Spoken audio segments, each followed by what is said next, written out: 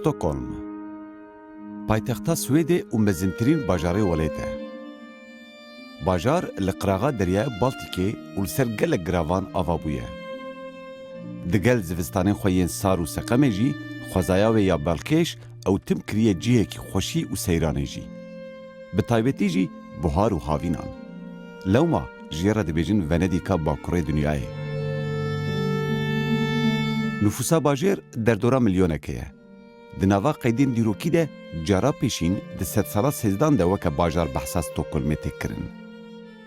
Wê demê bajar bi tenê taxa Gamlestanê bû ku îroj hê jî navenda bajêr ya dîrokî ye.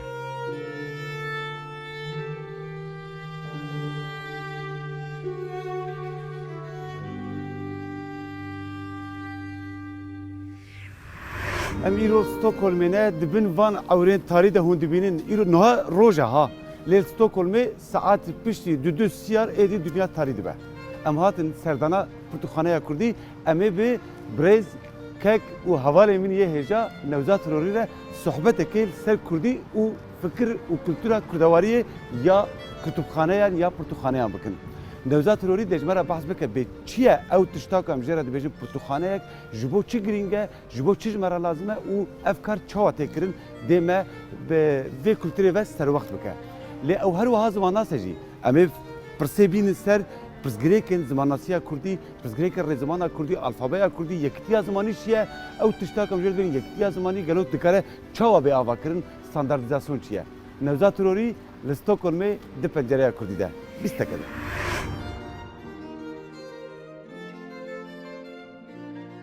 Newzat Hirorî sala 1963 li Musilê jî dayîk bûye. Lêbelê bi tenê sê-çar salan wê derê maye. Xwendina xwe ya destpêkê û ya lîseyê amadeyî li Duhokê temam kiriye. Li zanîngeha Musilê sê-çar salan xwendina wergerana îngilîzî û erebî xwendiye. û paşê li heman zanîngehê xwendina masterê duwarê degnasiya Kurdî û îngilîziyê de temam kiriye. Piştî xwendina xwe ya masterê salekê li Duhokê mamostetiya zimanê îngilîzî kiriye. Newzat Hirorî di sala 1992 de weke penaber hatiye Swêdê û li Virabicî bûye. Li Swêdê li Stokholmê xwendina doktorayê dest pê kiriye û dersên kursa doktorayê hemû xelas kirine. Ji sala 2017 ve ye ku bi rêveberê Kitêbxaneya Kurdî ya Stokholmê ye û di heman warî de endamê Koma Kurmancî ya Enstitûya Kurdî ya Parîsê ye jî.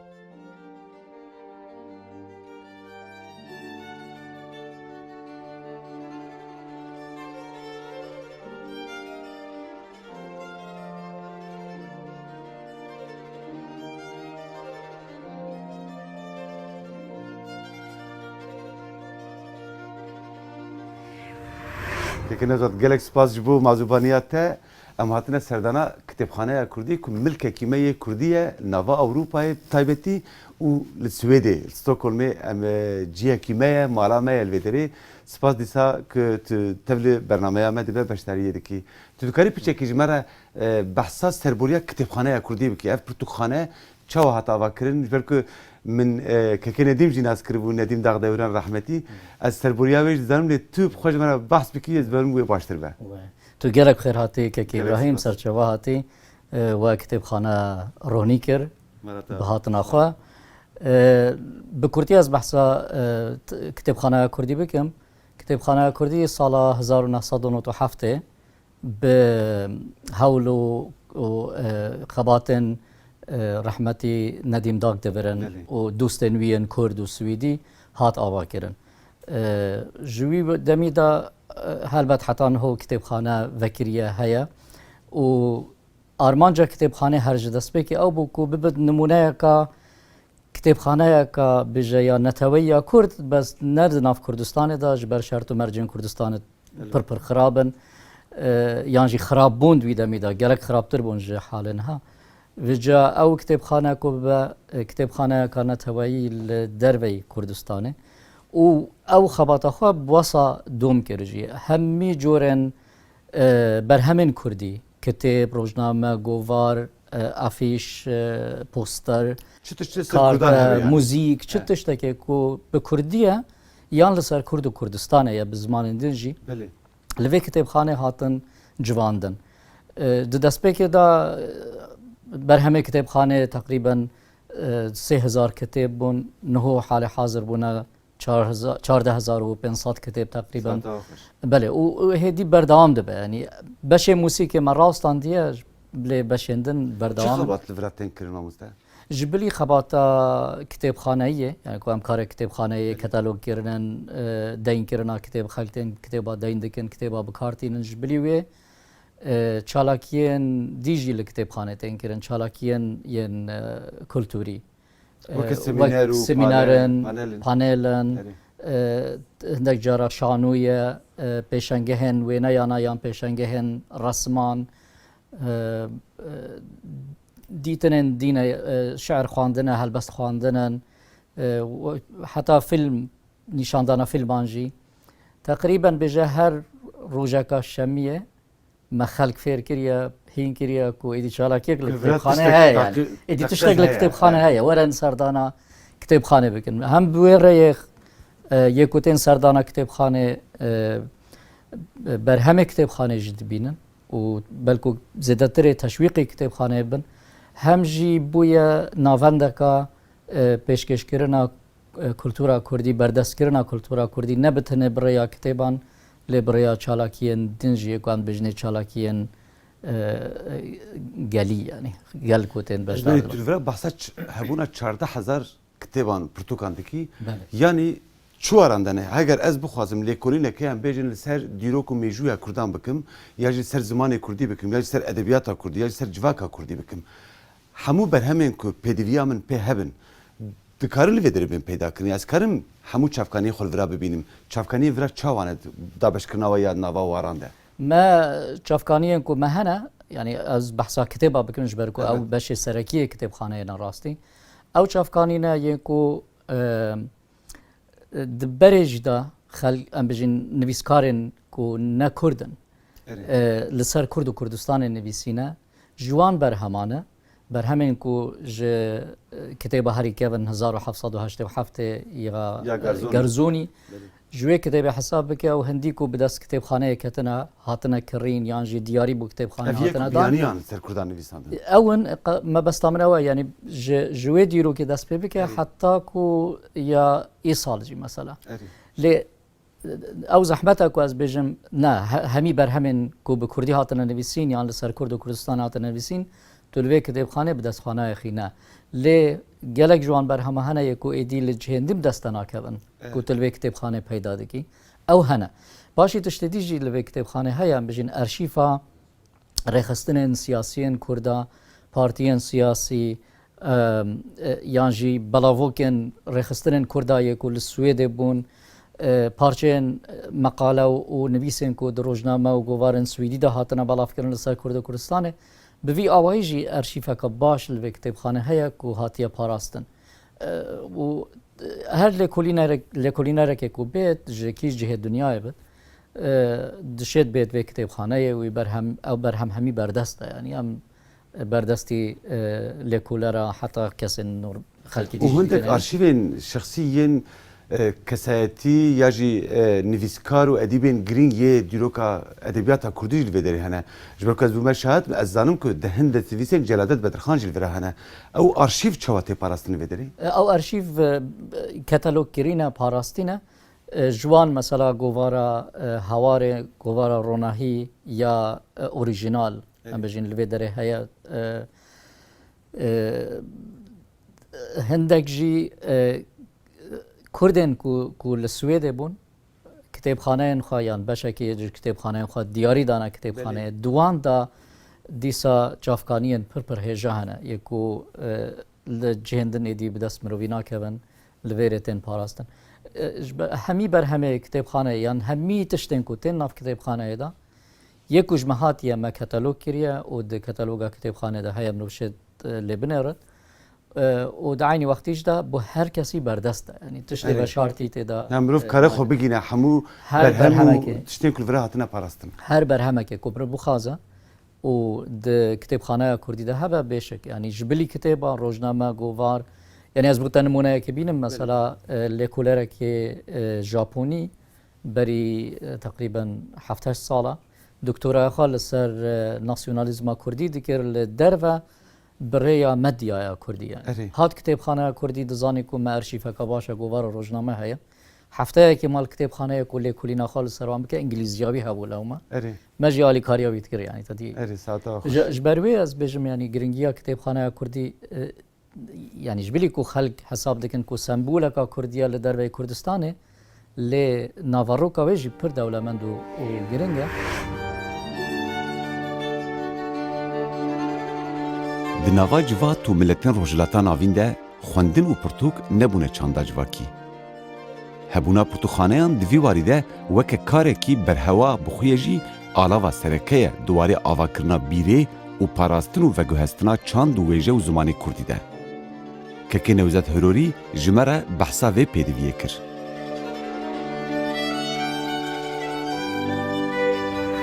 که نوزت آوا کرنا کتابخانه که جبو چی جبو کردان گرینگه؟ یعنی چل کردستانی و چل دربه به جبو چی فکر پرتوخانه که جمره لازمه جبو که مروف بکاره وی بنگه وی او تگیشتنا که پیدویه پرتوخانه که نشان دی مروف باش فهم بکه مروف کارش چی بیجه؟ يعني او برهمه كل كتابخانه تنجواندن ميراتا وي جاليه ميراتا وي ملتيه او ميرات دبي وندانه بدبي بپاراستن دبي باواه كي بجواندن لجهه كي كو هايا مروفي جديرو كا مروفي هبه ش قوميه باب بابيرن ما باب قالن ما تشكيريه چبر هم بوما ابدي باي خو هشتيه دي خو هشتيه اف گرنگیا کا کتابخانه کو وی میراتی د پارز یعنی اگر او میرات نه پاراستن اجار یعنی بو روشا گلکی ملتکی وکی کردان جه هر کسی گرنگ تره براستیش برکو ام د مالت خدا یعنی کسیش ما بلکو د مال خدا نشیای جبر وان روشن پر دجوار و نخوشی کو بسره مهاتنه د شر و هر بجا کارساتان ده کو کتابان لمالاخا بجوینه جا حتی کو لجهه که گشتی بجوینه یا دویجی یعنی ام زانن کو قدغایا لسر زمان کردی لسر یانجی بشافتنا زمان کردی تایبتی اگر من رو بحث باکور کردستانه بکه حتی جهندیجی یعنی وکریا کو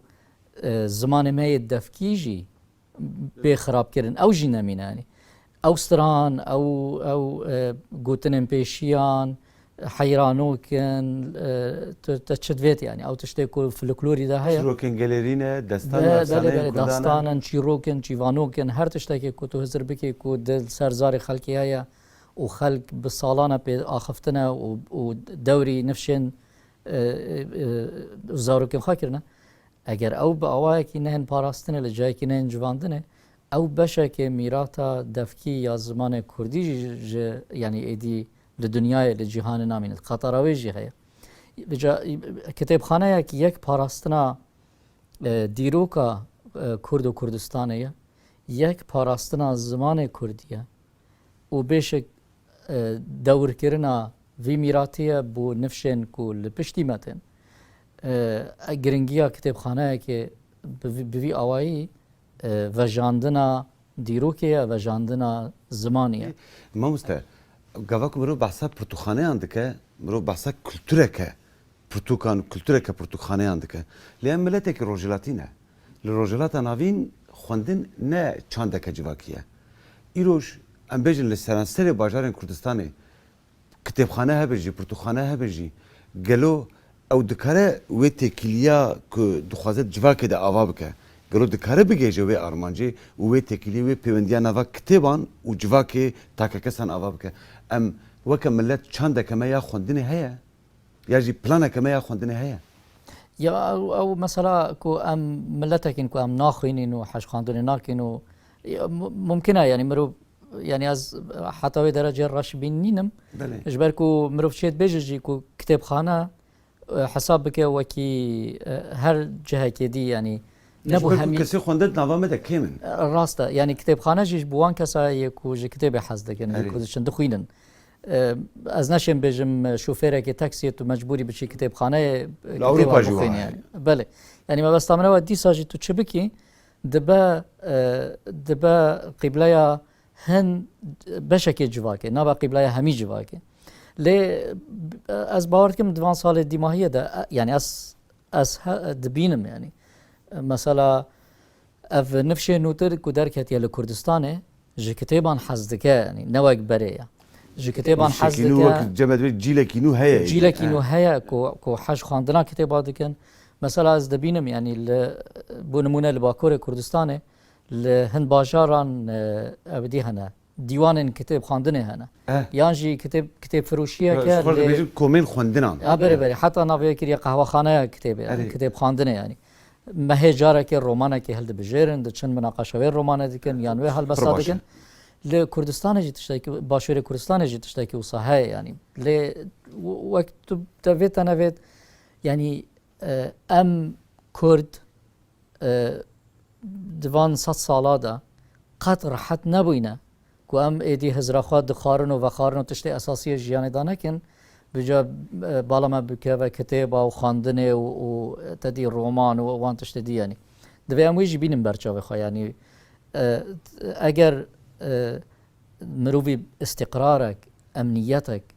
بردوام يعني هيج نبا يعني بينجي صالة جي نبوبة إيدي أف باستقرارية والمروي دكت كو أز هزرا من يا سركي أو كو أز برسن خوي جيانا روجانا بقر البته نتشتكي كو وقت بيجي اكسترا زيادة ترى جيانا روجانا يعني مثلا فكرو مثلا هزر كرنو دورا مروف شر هبه وخطره هبه وسبروجا مروف نزلال به نتقز به مروف نکاره برای خو بده راجع پرتوکا که پاولو کلهو رومانا کوي بخونه نو يعني هل خو تشتي سركيه كو از د حالات الرافيدا هزر بكم از زاروكي خو خلاص بكم وهندك تشتي كو بير بيويستن كو بروجانا زبان خلاص بكم لازم نكتبها خلاص بكم يعني براستي از كتابات دكارم وشيرم اللي از ناكم بار اللي قال خبب مثلا يعني ها بجد الدنيا ديجيتال جي دركتيه بجمرو جي حساب بك كو اگر خلق نچن کتابخانه جی کتابخانه فیزیکی برهمه کردی هنه یکو به دیجیتال تیم بلاف کرن ام زانن کو العراق الایران و سوریه بله چه قانونه که مافی پاراستنا انجی بجی مافی تالیف نینه يعني نه خلق کارن همی کتابان همی تشتاب همی برهمان جی بلاف بکن ده اینترنت دا بیکو هایا نویسکاریش هبا مخابن يعني وصايا ليش بالكو شو قانون هكنينا كو مروفي جزر نوزاد هروری هرچند سروکه پرتوخانه کردی و کتکاری پاراستنا بیرا کردی و کردناسیه بجی او هر وها زمان ناس و نویسکاره کی کرده جی. جبر کو ام بخبات و لیکولینینوی ین لسر زمان کردی دزانن بوینوی ممجارانی سرواری زمان ناسیه کردی جی.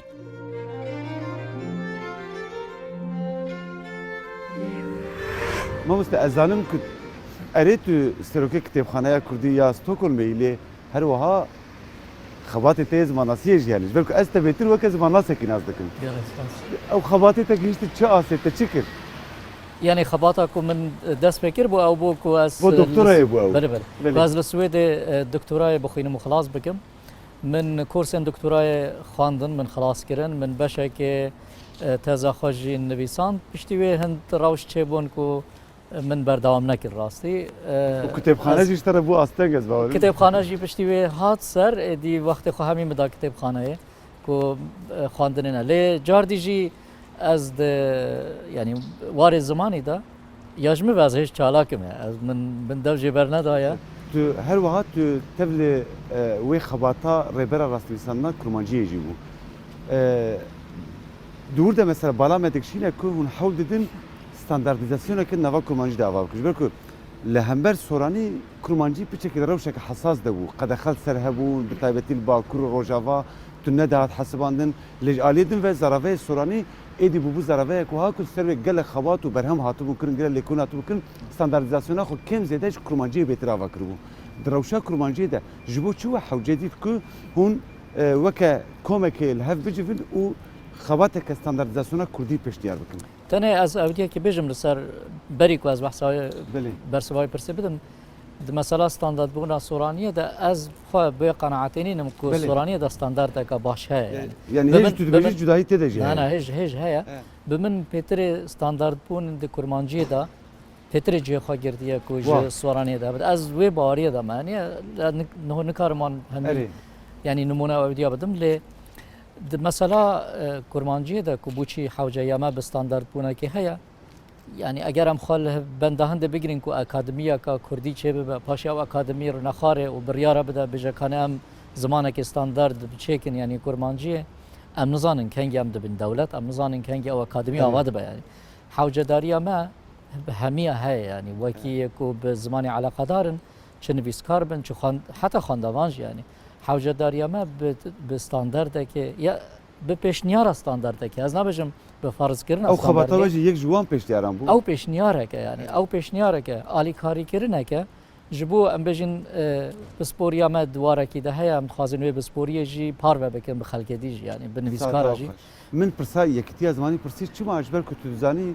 دوره كي بين ناب 10 سالان پيلك دس بكر هن كسان خوست لهريما كردستان كو حكومه كردي رو روجافا تشتكي دي ارينا ده روشاوي حساسه لباشور كردستان حكمه كردي هي كل ودر سردستن هريما وانه اوتونومي وان حكومه كوان هي وزارته وانه پردهيه وانه لبلي هن كسان خوست كو مناقشه كي درخن بنابيرا الفابين كردي ده وزراوين كردي ده تو كريب تشيك بعض يعني مروف تشاوا دفي في روشي بخينا او برسكريكا كو بعض دكن هاجر برسكريك نباش خناي بعض كرن هنگي مروف تشاوا كاري چاريك جرا بگينا يعني او سال 2009 اکادمیا کردستان 20 زمانزان و زمان ناس دعوا کردن حوله و خواندن حوله هم شو تو يك جوان بو اج یک جوان بون راستی و نیو بون یعنی نیو سوران بون نیو کرمانج بون بس او بوجی کو وان پیشنیازا کا درو پلی دامه کو ام زمانه که استاندارد جبو ببور زمانه که رسمی جبو هرم کردستان تعیین بکن دیار بکن یعنی سه روزان مجبین خاکر انجام نبو یعنی جبر کو ملحف نکر و اول نلحف کرن جی او کو يعني بمن يعني سوراني كربانجي جهف دور كتنا رزمانوان نوكيكا دي هولا ام بجين يكرنوان كنت بيجي از زمانه كي مشترك شكم دنا برهمي كردا دا بمن خيالك يعني دبي مرو وي خيال ده جبر ده خيالك الداروينيزم كزمان ناسيه يعني يا تشتي هري باش او مرو بك كو هر دو سوراني اخر و كرمانجي اخر جهاب دو فهم بكن اول عارف بحث برسكريكا قال لك جدي كر لي برسكريكا ما يادجي هيا لباكور ايروش جبرك لتركيا فرانيا كردي ما يلودرينا نكارن ببينين وبخوينين بتشيل باشور تكرن دقالكو حكمه ما الودري هيا ايروش اما في برسكريكا الفابي چوار سركن يا برسكريكا الفابي از باور كم اوجي وقت بمن وقت سوراني كرمانجي يعني دبي ام قبول بكن كو دو الفابين كردي هنا الفابيا ياكو بحرف لاتيني الفابيا ياكو بحرف يعني كريليش خويا عندك مروف يا كريلي ما دافجي برده تقريبا يعني ايدي برهمن ويجي اگر بين قالك برهمن كيمن يعني اگر دركفنجي براني او برهم بونا حرف لاتيني جي بيداويه ده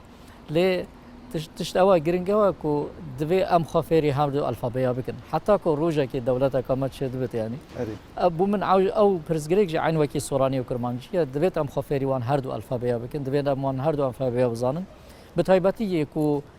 حزا ادبيات وخواندنا كردي يعني دبي روش ده كلمه دبي نفرز كرم بعد دبي باراستنا حمود دوله مديا كردي وزرافين ويبا والفابين ويبا او دبي ام ريز وحرمته بدن وان جداهيا هميه يعني دبي ام قبول بكن كو ام كرد ايدي جلك پر زمانينا